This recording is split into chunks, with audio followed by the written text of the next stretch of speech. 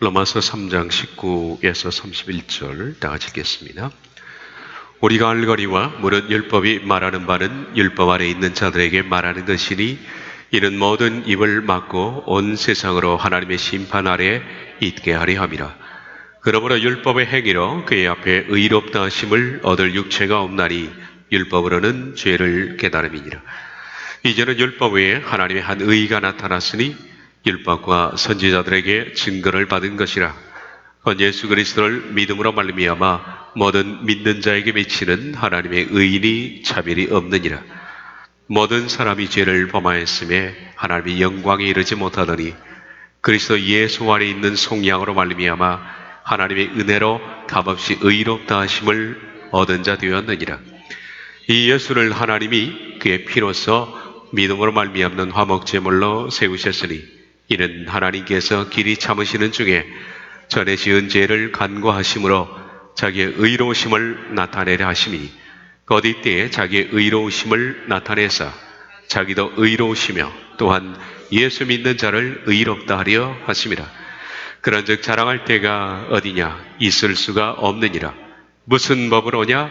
행위로냐? 아니라 오직 믿음의 법으로니라. 그러므로 사람이 의롭다 하심을 얻는 것은 율법의 행위에 있지 않고 믿음으로 되는 줄 우리가 인정하노라. 하나님은 다만 유대인의 하나님이시냐? 또한 이방인의 하나님은 아니시냐? 진실로 이방인의 하나님도 되시느니라. 할례자도 믿음으로 말미암아 또한 무할례자도 믿음으로 말미암아 의롭다 하실 하나님은 한 분이시니라.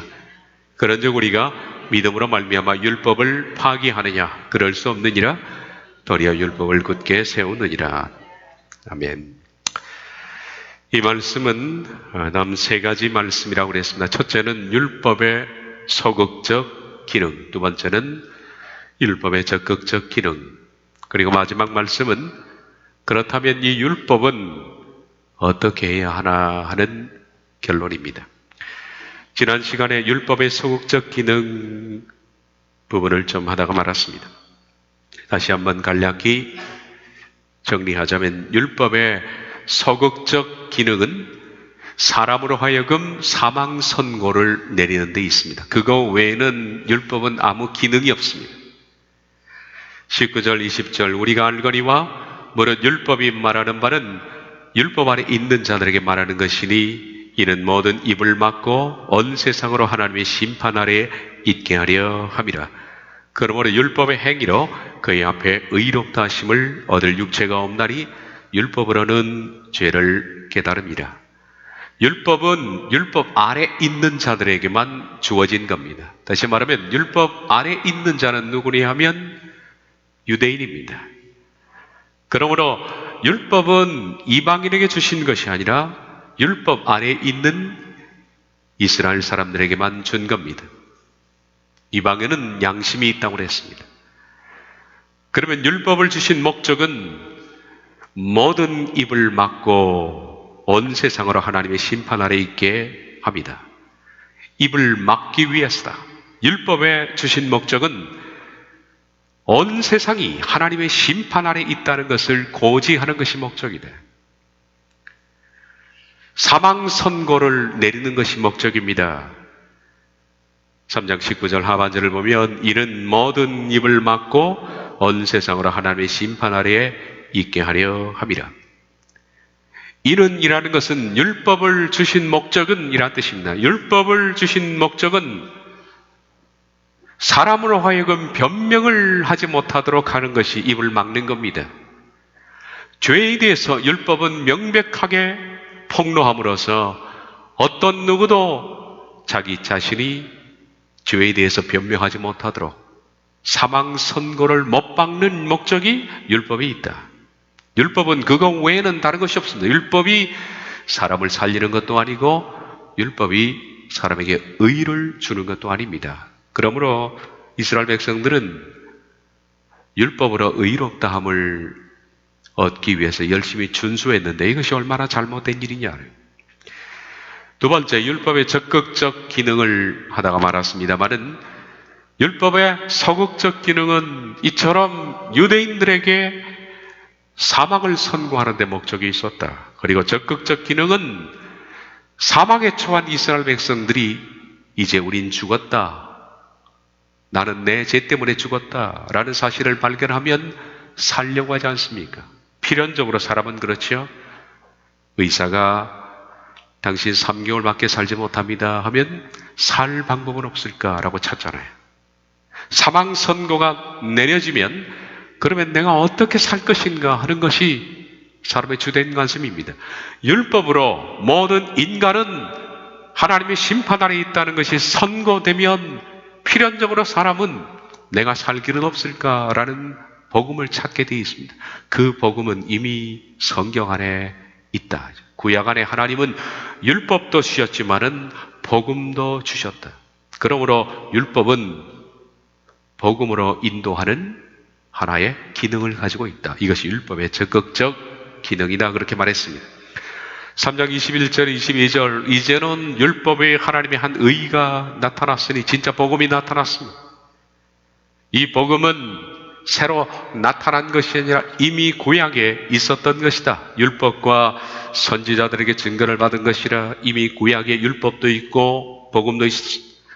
그 복음이라는 것은 곧 예수 그리스도를 믿음으로 말미암아 모든 믿는 자에게 미치는 하나님의 의인이 차별이 없느니라.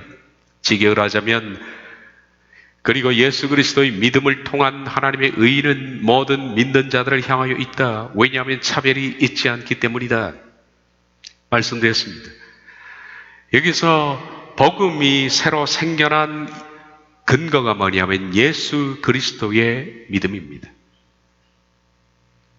복음이라는 것은 예수님의 믿음, 예수님의 믿음은 바로 예수님께서 아버지에게 보이셨던 믿음입니다. 예수님은 이 땅 사는 동안에 하나님 앞에서 사셨습니다. 그분은 절대적으로 순종하셨고 아버지의 말씀에 따라 사셨으며 목숨까지도 철저히 순종하여 내놓으셨습니다. 이것이 바로 예수님의 믿음입니다.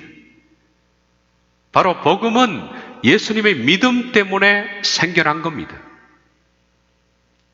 그런데 복음은 요구하고 있다. 첫 번째, 이 복음은 예수님의 이러한 철저한 믿음을 통해서 만들어졌지만은 복음은 다 모든 믿는 자들을 향하여 있다. 우리가 예수님을 믿을 때 우리도 예수님처럼 그렇게 아버지께 철저히 순종하기를 복음은 요구하고 있는 겁니다. 그것이 믿는 자들을 향하여 있습니다. 왜냐하면 차별이 있지 않기 때문이다. 어떤 누구도 다른 방법이 없습니다. 예수님이 하나님 앞에 순종을 했던 것처럼 우리도 철저한 순종을 하는 것이 복음이다. 거기에는 다른 변명의 여지가 없다. 모든 믿는 자들은 그런 삶을 살아야 한다. 이것이 복음적 요구입니다. 복음은 요구가 있다. 복음은 만인에게 기쁜 소식만 전하는 것이 아닙니다. 기쁜 소식이라는 것은 사람들은 자기들은 아무것도 하지 않아도 복음을 믿기만 하면 의롭다 하심을 받는다고 생각하지만은 복음은 복음적 요구를 가지고 있습니다. 복음의 요구는 어떤 누구도 차별 없이 다 이런 식으로 믿어야 한다는 요구다. 이런 식이라는 것은 예수님이 아버지께 보였던 그 믿음처럼 모든 믿는 자에게도 그런 복음적 요구가 있다. 이 점에 있어서는 어느 누구도 차별이 없기 때문이다. 오늘 시간에는 다음부터 하도록 하겠습니다. 지금까지 지난 시간에 봤던 것처럼 로마서 3장 21절과 22절의 치명적인 번역적 오류로 인해서, 그 번역적 오류라는 것은 그 부분이죠. 한글 개역 성경에는 예수 그리스도를 믿는 이라고 되어 있지만은 원문에는 예수 그리스도의 믿음입니다. 그건 소유격입니다. 소유격을 목적격으로 치명적으로 잘못 번역함으로 말미암아 이 복음이 요구하는 것, 모든 믿는 자들에게 향하여 있다고 그랬잖아요. 예수님이 그렇게 사셨던 것처럼 복음은 모든 믿는 자들에게 다 요구를 합니다. 이처럼 복음은 치열한 복음이다. 목숨을 걸고 싸워야 하는 치열한 복음을 번역적 오류로 말미암아 너무 쉬운 복음으로 변질을 해놓았다.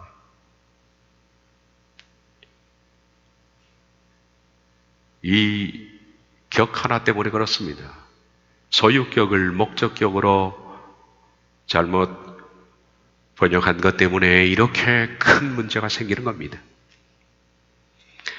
모든 믿는 자들을 향한 예수 그리스도의 믿음이 단순히 예수 그리스도를 믿는 믿음이라고 오역되고, 오역된 다음에는 오해가 된 겁니다. 오해라는 것은 사람들은 믿음이라는 것을 지적 동의, 십자가에서 그분이 나를 위해서 죽으셨다는 지적 동의만 하면 된다라고 생각하는 거죠.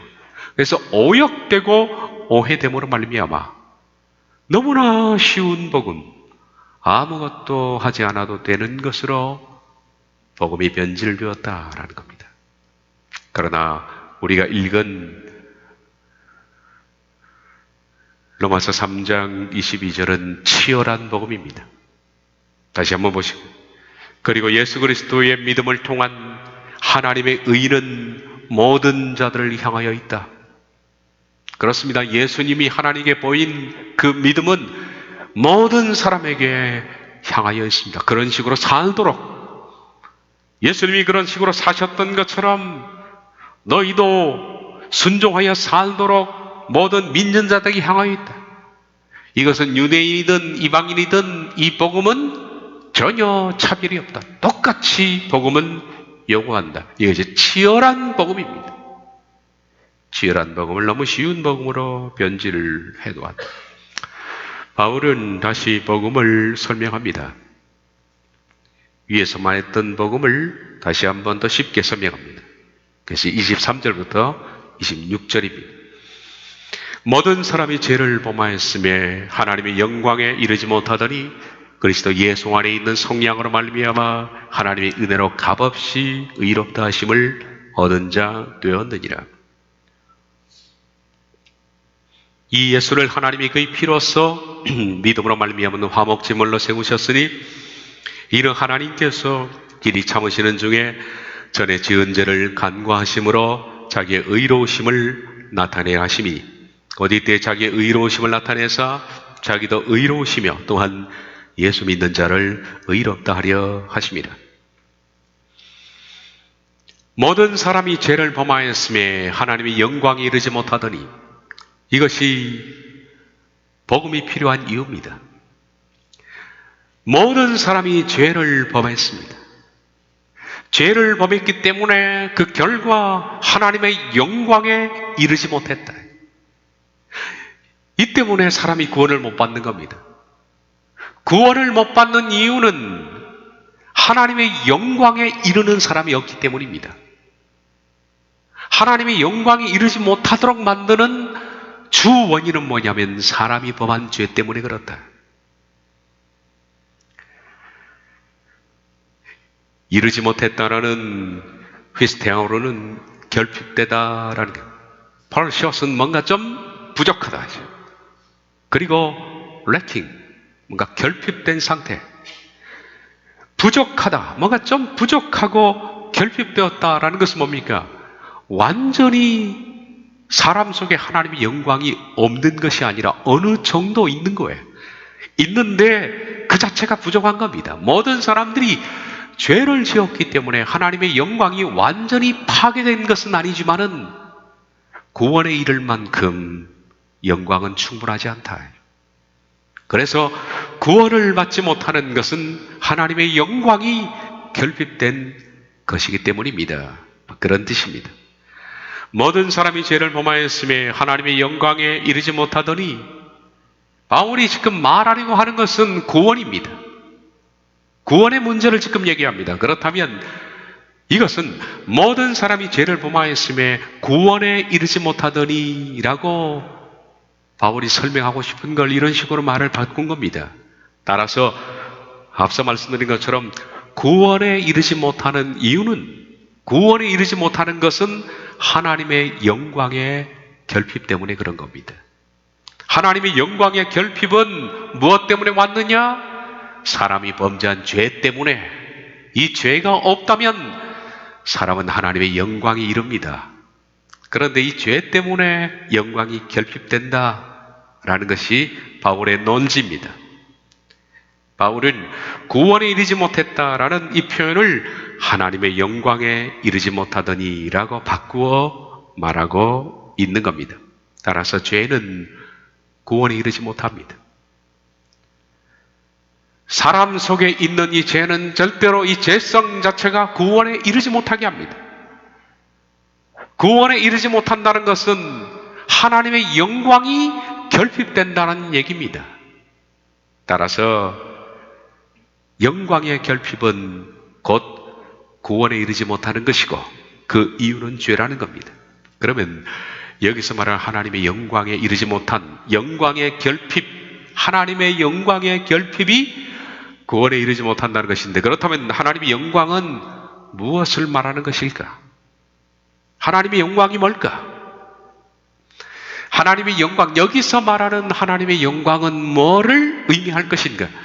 이 점에 대해서는 여러 사람들이 논란이 있지만은, 그러나 논란은 논란이고, 이 부분에 명백한 것은 하나님의 영광이라는 것은 우리 속에 있는 하나님께서 인간이 타락되기 전 원래 창조하셨던 인간 속에 있는 하나님의 형상, 이걸 가리켜서 영광이라 부르는 것, 그것이 확실합니다. 달리 다른 해석은 없습니다. 하나님의 영광이라는 것은 특별히 사람에게 하나님이 창조하시면서 하나님의 모양 그리고 하나님의 형상으로 창조했는데, 그 하나님의 형상, 창세기 1장 27절에 나와 있는 하나님의 형상으로 지은, 타락되기 전에 가지고 있던 하나님의 형상, 이것이 하나님의 영광입니다. 그것이 구원의 상태입니다. 그런데 인간이 죄를 지음으로 말미암아 하나님의 형상은 파괴되었습니다. 죄 때문에 파괴되었습니다. 파괴되었다는 것은 아예 없는 것이 아닙니다. 그러므로 칼빈의 전적 타락은 아닙니다. 왜냐하면 영광이 결핍되었다라고 말하지 않습니까? 결핍은 부족한 것이지 완전한 파괴를 말하는 것이 아닙니다. 그러므로 칼빈의 절대 전적 타락설은 옳지 않습니다. 부분적으로 타락한 겁니다. 그런데 인간이 죄로 말미암아 하나님의 형상이, 다시 말하면 하나님의 영광이 부분적으로 타락되었다 하더라도 이 죄로 말미암은 하나님의 형상, 부셔진 하나님의 형상은 결코 그 결핍된 상태로 영광, 곧 구원에 이르지 못한다 라는 뜻입니다. 그러면 하나님께서 인간을 만드실 때 하나님의 모양과 하나님의 형상으로 지었는데, 하나님의 영광이라고 불리우는 인간 속에 있는 하나님의 형상은 뭘까? 그것은 하나님의 성품입니다. 신의 성품입니다. 하나님께서는 인간을 창조할 때 하나님의 성품을 그 속에 집어넣어 놨습니다. 이게 하나님의 형상입니다. 인간의 형상입니다. 이 하나님의 형상, 곧 인간 속에 있는 하나님의 영광은 죄가 들어옴으로 말미암아 하나님의 형상은 파괴되었고, 그리고 완전히 부서진 것은 아니지만 결핍되었다. 그러므로 구원이라는 것이 뭘까? 구원이라는 것이 뭘까? 방금 읽었던 로마서 3장 23절을 이해하자면, 구원은 곧 결핍된 하나님의 형상을, 다시 말하면 하나님의 영광이죠. 같은 뜻인데, 결핍된 하나님의 부족한 죄로 말미암아 부족해진 하나님의 형상, 우리 속에 있는 하나님의 영광을 회복시키는 것. 어떤 방법으로든 간에 그것을 회복시키는 것, 그것이 바로 예수 그리스도께서 하신 일인데, 그것이 바로 구원이다, 이렇게 정의할 수 있습니다. 그러므로 구원이라는 것은 로마서 3장 23절 한 절만 봐도 결핍된 하나님의 성품을 회복시키는 것이다. 구원은 성품적 회복입니다. 그 성품이라는 것은 우리 인간의 성품이 아니라 하나님의 성품의 회복입니다. 그러므로 구원이라고 부르는 것은 하나님의 성품의 회복을 의미하는 것이다. 즉 구원은 신의 성품적 결핍을 예수 그리스도께서 주신 복음을 통하여 회복시키는 것이다. 그리고 그 결론적으로 신의 형상이 회복된 사람에게 가르쳐서 구원이 임했다라고 하는 겁니다. 구원은 단순한 지적 동의가 아니고 깨달음도 아니다. 그것은 성품적 결핍이 회복되는 것이다. 베드로후서 1장 3절부터 11절 그가 그의 신기한 능력으로 생명과 경건에 속한 모든 것을 우리에게 주셨으니 이는 자기의 영광과 덕으로서 우리를 부르신 이를 알므로 말미암음이라. 이로써 그 보배롭고 지극히 큰 약속을 우리에게 주사 이 약속으로 말미암아 너희가 정욕 때문에 세상에 썩어질 것을 피하여 신성한 성품에 참여하는 자가 되게 하려 하셨느니라. 우리가 어떻게 하면 세상에 썩어질 이 정욕 때문에 세상에 썩어질 것을 피하여 타락된 이 성품을 피하여서 하나님의 성품에 참여하는 자가 될 것인가? 이게 복음입니다. 복음의 주 내용은 신성한 성품으로의 회복입니다. 다시 말하면 하나님의 영광, 하나님의 형상으로의 회복입니다.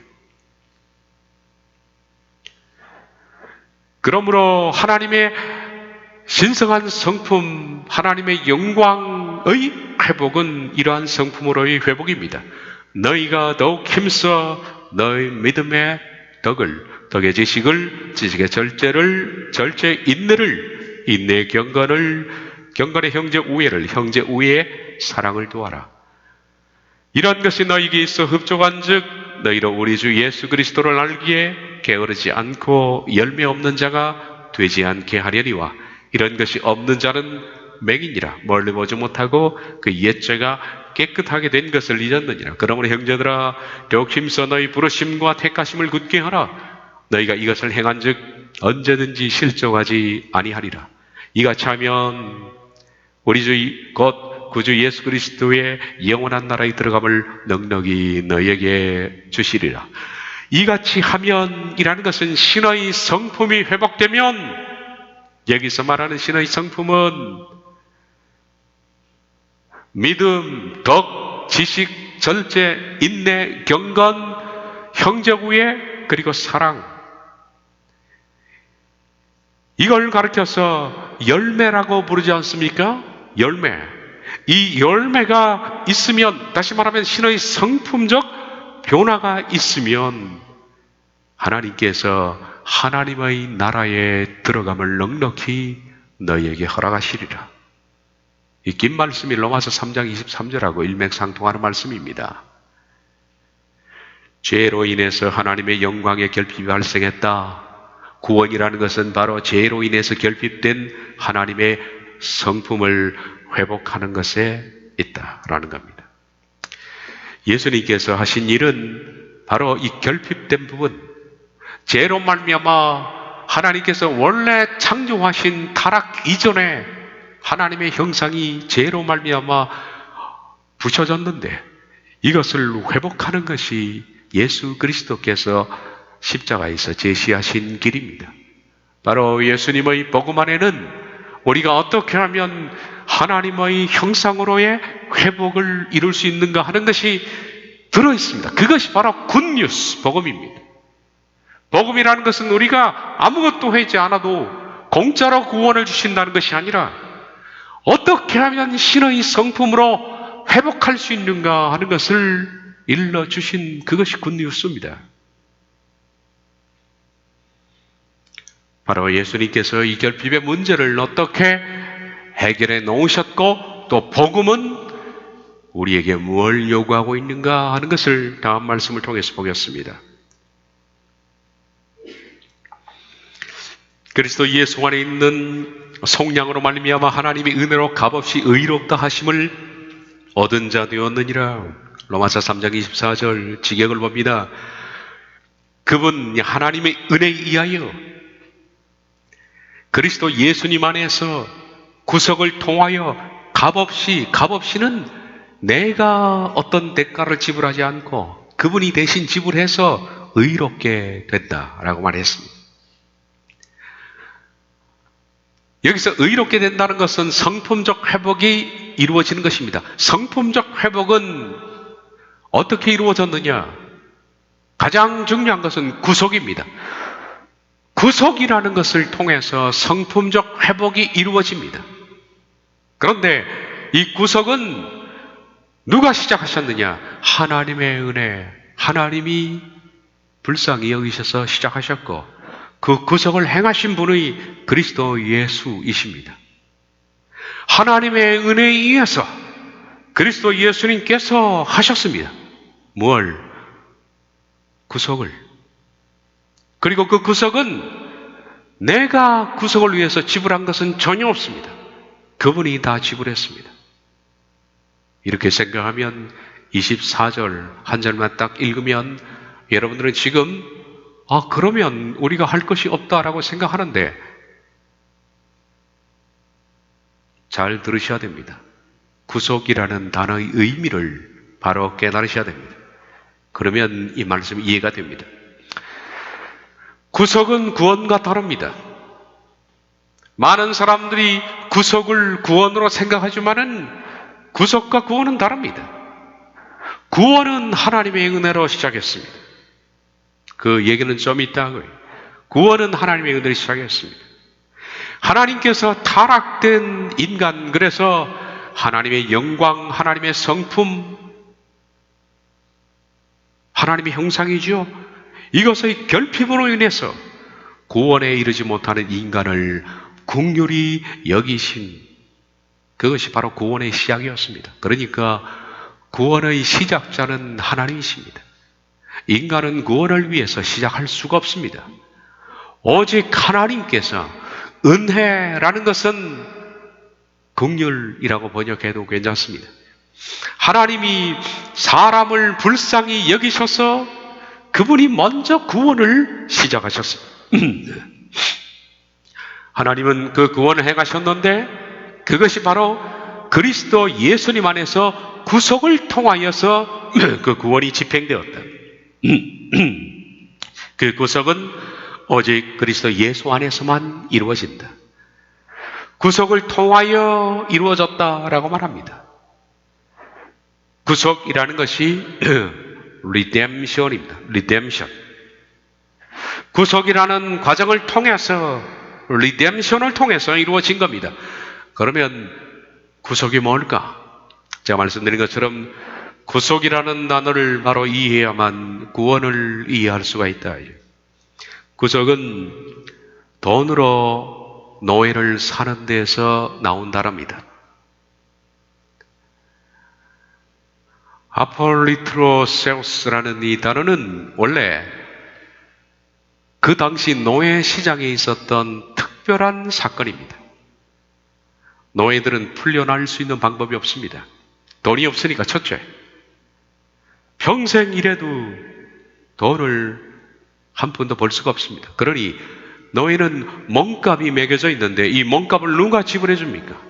몸값을 지불해 줘야만 그런 주인으로서 자유해서 자유인이 되는데, 돈을 일평생 벌 수 있는 없는 노예로서는 자기 몸값을 대신 지불해서 자유인이 될 수 있는 기회는 영영이 없는 겁니다. 그런데 간혹 이 노예 시장에 이런 사람이 아주 드물지만 나타납니다. 익명의 어떤 돈 많은 신사가 무슨 이유인지 모르지만 나타납니다. 그리고 노예의 몸값이 예를 들어서 은 100개라면 은 100개를 지불하고 그 사람을 삽니다. 노예로서는 저 주인을 따라가서 이제는 노예 생활 해나보다 라고 생각했는데 갑자기 밖에 나와서 노예 문서를 뒤져버립니다. 그리고 노예에게 말합니다. 당신 가고 싶은 대로 가십시오. 이제부터는 당신은 자유인입니다. 이런 사람이 어쩌다가 한 번씩 생겨납니다. 아마 자선을 행하고 싶은 사람의 본능 때문이지 않겠습니까? 바로 그럴 때 특이한 사건, 이 사건에 쓰인 단어가 아폴리트로세우스라는 단어입니다. 구속이라는 겁니다. 어떤 사람이 돈을 지불하고 그 노예를 샀다. 아포리트르세우스라는 것은 무엇으로부터 풀어주다? 그 사람이 노예 상태로부터 풀어주는 것을 말합니다. 다시 말하면 여기서는 죄의 비천한 상태로부터 풀어주는 겁니다. 우린 어떤 방법을 써도 인간은 스스로 죄의 상태에서 자기를 석방할 수가 없습니다. 노예가 일평생 일해도 단돈 1원을 벌 수 없는 제도처럼 우린 내게 얽매여 있는 죄의 어떤 상태로부터 인간은 스스로 자신을 풀을 수 있는 방법은 전혀 없다. 노예는 몸값이 메어져 있습니다. 그런데 그 몸값을 지불하고 대신 풀어준 그 사람, 이걸 구속이라고 부르는데 속은 바칠 속입니다. 바꿀 속입니다. 그러므로 그 사람에게 대신 돈을 주고서 구원했다는 뜻입니다. 이때 쓰이는 단어가 구속이라는 단어입니다. 이 말씀의 뜻은 예수 그리스도는 죄로 인해 하나님의 성품에 이르지 못한 비천한 죄의 노예 상태에 머물러 있는 사람에게, 그러니까 우리들은 우리의 노예 상태에서 이 죄에 대해서 어떤 대가도 지불할 수 없는 그런 처지입니다. 일평생 살아도 안 됩니다. 그러므로 우리의 주인은 공중의 권세 잡은 사탄이었습니다. 이런 상태에서 노예의 몸값은 그 당시에는 은 100개도 되고 80개도 되지만은 사탄이 우리에게 매겨놓은 노예의 몸값은 영원한 형벌입니다. 지옥입니다. 왜냐하면 성경도 죄의 삭은 사망이기 때문에 우리가 사망을 지불하고 어떻게 살 수가 있습니까? 인간 자체가 불가능하죠. 그런데 예수님이 십자가에서 대신 죽으심으로 말미암아 우리에게 구속하신 겁니다. 대신 지불하시고 샀다는 겁니다. 그래서 죄의 노예로서 하나님의 영광의 결핍 상태에 있던 사람에게는 구원의 길이 열어진 겁니다. 그런데 구속이라는 것은 구원이 아닙니다. 구원이라는 것은 구속으로부터 시작해서 열매를 맺는 신의 성품을 회복하는 전 과정을 가르쳐서 구원이라고 부릅니다. 구원은 어느 한순간의 문제가 아닙니다. 내가 그것을 믿는 것 문제가 아닙니다. 믿고 변화해서 신의 성품적, 다시 말하면 하나님의 형상적 회복을 이루는 모든 과정까지 열매를 맺는 전 과정을 가르쳐서 구원이라고 부르는 겁니다. 그런데 이 구원의 과정, 전 과정에서 첫 출발이 뭐냐면 구속으로부터 출발하는 거예요. 구원의 전 과정은 구속에서 시작되는 겁니다. 로마서 3장 23절은 구원의 전 과정이죠. 모든 사람이 죄를 범하였음에 하나님의 영광에 이르지 못하더니 영광에 이르러야만 구원을 받는 겁니다. 그러므로 구원은 영광에 이르는 모든 과정까지를 구원이라고 부르는 거예요. 그런데 이 결핍된 하나님의 영광을 위해서 예수 그리스도께서는 구원을 시작하신 겁니다. 3장 24절 그리스도 예수 안에 있는 속량으로 말미암아 하나님의 은혜로 값없이 의롭다 하심을 얻는 자 되었느니라. 그분 하나님의 은혜에 의해서 그리스도 예수님 안에서 구속을 통하여 값없이 의롭게 된다라는 이건데, 구속과 구원은 다르다고 말씀드렸습니다. 이건 구속을 말하는 겁니다. 속량이라는 건 구속인데 여러분이 읽으신 말씀은 구속에 관한 겁니다. 많은 사람들은 구속과 구원을 같은 단어로 두기 때문에 말씀을 이해하지 못한 것 같습니다. 그런데 문자 그대로 구속은 구속이고 구원은 구원이다. 구속은 전 구원의 과정 가운데 시작이다. 이 사실은 이스라엘의 출애굽의 역사를 보면 분명해집니다. 이스라엘 백성들은 애굽의 노예였죠. 여기서 애굽은 히브리서 이해하면 세상과 죄를 상징합니다. 세상의 노예였고 죄의 노예였습니다. 하나님은 이스라엘 백성들을 구원할 계획을 세우셨고 실행하셨습니다. 그래서 구원의 첫 실행 계획이 뭐냐 하면 구속을 시작하신 겁니다. 그 구속은 애굽에 있는 모든 사람과 그리고 동물까지도 장자를 죽이셨습니다. 죄인들은 다 죽어야 한다는 겁니다. 이 부분은 이스라엘도 마찬가지입니다. 애굽에 있든 어디 있든 애굽 사람이든 이스라엘 사람이든 모든 사람은 다 죽어야 합니다. 그런데 이스라엘을 위해서 대신 죽었습니다. 누가요? 어린 양입니다. 그건 장차 오실 예수님을 상징합니다. 예수님을 상징하는 어린 양을 죽여서 그 피를 문설주와 임방에 발라두었습니다. 그래서 죽음의 사자가 왔을 때 대신 죽은 흔적이 없는 애굽의 장자와 동물에 이르는 초태생까지 모두 죽였지만은 이미 대신 죽은 흔적이 있는 이스라엘의 집들은 뛰어넘었습니다. 그것이 유월절입니다. 다시 말하면 어린 양의 피로 구속을 받았다는 겁니다. 이미 어린 양이 죽음을 대신해서 지불해버렸습니다. 이것이 속량 구속이라는 뜻인데, 지불했으니 더 이상 이스라엘 백성들은 죽을 이유가 없는 겁니다. 그런데 이것이 구원의 끝이냐 하는 겁니다. 그렇다면 이스라엘 백성들이 유월절로 모든 구원은 끝났느냐? 다시 말하면 구속으로 이스라엘 백성들은 다 구원을 받았느냐? 그렇지 않습니다. 구원의 역사는, 모든 구원의 역사는 마쳤고, 구속의 역사는 마쳤고, 그들은 가나안 땅으로 이동되어서 복을 누리고 살았느냐? 어린 양이 피가 발라짐으로써 모든 그들의 구원의 역사가 끝났고, 그리고 동시에 가나안 땅으로 젖과 꿀이 흐르는 이 천국을 상징하는 이곳으로 이동되어서 그들은 복을 누리고 살았느냐? 아닙니다. 그들은 구속 다음에 치열한 가나안으로 가는 구원의 여정을 겪어야 했습니다. 구속받은 이스라엘 백성들은 구원의 여정으로 들어간 겁니다. 40년 동안에 그들은 치열한 구원의 전투를 치러야 했죠. 분명히 구속할 이스라엘 백성들이 유월절을 뛰어넘는 그 구속에 있어서는 그들이 한 것이 아무것도 없습니다. 어린 양이 다 한 겁니다. 그러나 광야 40년 구원의 여정 동안은 그들 자신이 했어야 합니다. 그들이 순종해야 됐고, 그들이 복종해야 됐고, 그들이 믿어야 했고, 그들이 자아를 죽여야 했습니다. 구원의 치열한 전투가 그 다음 기다리고 있는 겁니다.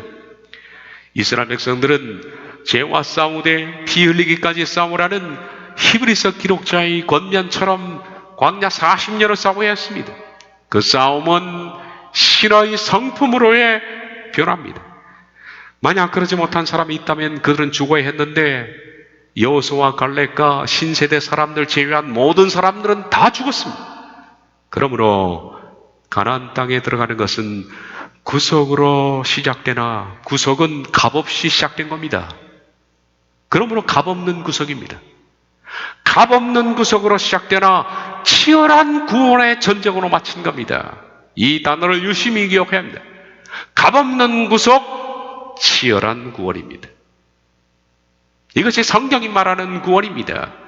구속은 하나님의 은혜로 값없이 시작되나 구원은 자신이 싸워야 하는 전쟁입니다. 구원은 주체자가 자기 자신입니다. 이제 우리들은 구원과 구속에 대한 이해를 바탕으로 해서 로마서 3장 23절과 24절을 읽어보시면 이해가 됩니다. 모든 사람이 죄를 범하였음에 하나님이 영광에 이르지 못하더니 구원에 이르지 못했다. 그래서 그리스도 예수 안에서 있는 속량으로 말미암아 하나님의 은혜로 값없이 의롭다 하심을 얻는 자 되었느냐? 구속이 시작되었다. 모든 사람이 구원을 잃어버렸다. 하나님의 은혜로 이제는 그 구원의 긴 여정 가운데 값없이 구속이 시작되었다. 그러면 구속 이후에 구원의 치열한 부분에 있어서는 여기 언급이 없을 뿐입니다. 하나님의 은혜에 의해서 그리스도 예수님 안에서 구속을 통하여 값없이 의롭게 된다. 그렇습니다. 구속은 값없이 내가 지불하지 않고 시작되는 겁니다. 예수님의 구속은 만인을 위한 겁니다. 누구든지 믿는 자는, 목마른 자는, 원하는 자는 값없이 구속을 받습니다. 그러나 구원의 치열한 싸움은 내가 하는 겁니다. 구속은 값없이 하는 거지만 구원은 치열한 싸움입니다. 구원은 성령님의 도움으로 내가 하는 것입니다. 그러므로 구속의 주체자는 예수님이시지만은 구원의 주체자는 바로 여러분과 제 자신이라는 겁니다. 내가 이루어 가야 하는 것이다. 그래서 다음 말씀들이 나와 있습니다. 로마서 6장 5절 8절 만일 우리가 그의 죽으심과 같은 모양으로 연합한 자가 되었으면 또한 그의 부활과 같은 모양으로 연합한 자도 되리라. 구원의 주체자가 누굽니까? 납니다. 내가 만약 예수님이 죽으신 것처럼 죽을 수만 있다면 부활될 것이다. 주체자가 나기 때문에 그런 거예요. 만일 우리가 그리스도와 함께 죽었으면 또한 그와 함께 살 줄을 믿노니 고린도전서 15장 2절 너희가 만일 내가 전한 그 말을 굳게 지키고 헛되이 믿지 아니하였으면 그로 말미암아 구원을 받으리라. 구원의 주체자는 납니다. 그래서 내가 그렇게 한다면 구원을 받는 겁니다. 골로새서 1장 22절 23절 이제는 그 육체의 죽음으로 말미암아 화목하게 하사 너희를 거룩하게 하고 흠없고 책망할 것이 없는 자로 그 앞에 세우고자 하셨으니 만일 너희가 믿음에 거하고 터 위에 굳게 서서 너희 들은 바 복음의 소망에서 흔들리지 아니하면 그리하리라. 베드로서 2장 20절 만일 그들이 우리 주 대신 구주 예수 그리스도를 알므로 세상의 더러움을 피한 후에 다시 그 중에 얽매이고 지면 그 나중 형편이 처음보다 더 심하리라. 만일 우리도 빛 가운데 행하면 그 아들 예수의 피가 우리를 모든 죄에서 깨끗하게 하실 것이요 요한일서 2장 24절 너희가 처음부터 들은 것이 너희 안에 거하면 너희가 아들의 안과 아버지의 안에 거하리라. 히브리서 10장 38절 또한 뒤로 물러가면 내 마음이 저를 기뻐하지 아니하리라. 요한복음 15장 6절 사람이 내 안에 거하지 아니하면 가지처럼 바뀌어버려 말라지나니 8장 51절 사람이 내 말을 지키면 죽음을 영원히 보지 아니하리라. 히브리서 10장 26절 우리가 진리를 아는 지식을 받은 후 짐짓죄를 범한 즉 다시 속죄하는 죄사가 없고 요한일서 2장 15절 누구든지 세상을 사랑하면 아버지의 사랑이 그 속에 있지 아니 15장 14절 너희가 나의 명대로 행하면 곧 나의 친구라. 로마서 8장 13절 너희가 육신대로 살면 반드시 죽을 것이라되. 구원은 전부 여기 기록하자면 끝도 없습니다만은 구원에 있어서는 그 주체자가 바로 납니다. 여러분 자신이라는 겁니다. 그래서 만일 내가 구원에 합당한 삶을 살지 못한다면 죽을 것이다. 구원의 책임은 바로 나에게 묻고 있다. 그러나 구속은 그분이 시작하신 겁니다. 값없이 공짜로 시작한. 그러므로 공짜는 구속입니다. 값없이 시작한 구속을 치열한 전투를 통해서 완성해 나가는 것이 구원입니다. 로마서는 그것을 이야기하고 있는 겁니다. 이어서 25절에서 구속에 대해서 다시 설명하는데 이 부분은 다음 시간에 이어서 하도록 하겠습니다. 이것이 복음이다. 제가 오늘 두 번째 말씀을 드렸습니다. 다음 주까지 할지 아니면 한 주도 할지 모르겠습니다만은 다음 주 25절을 이어서 다시 한번 복음을 깊이 상고해 보도록 하겠습니다. 기도하겠습니다.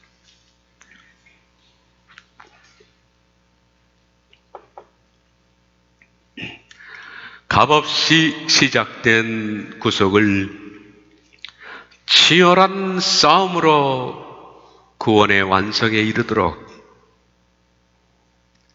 이것이 복음이며 이 복음을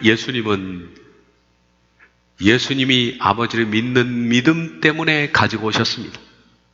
복음은 그러므로 공짜로 시작해 복음의 요구를 이루는 바로 그것이 구원의 완성인데 우리가 신의 성품에 이르도록 치열한 구원의 전투를 하게 하옵소서. 주님, 우리가 다 이루면 아무 소용이 없습니다.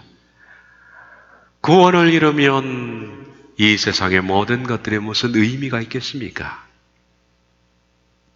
두려움과 떨림으로 구원을 이루어 나가게 하옵소서. 예수님의 이름으로 기도하옵나이다.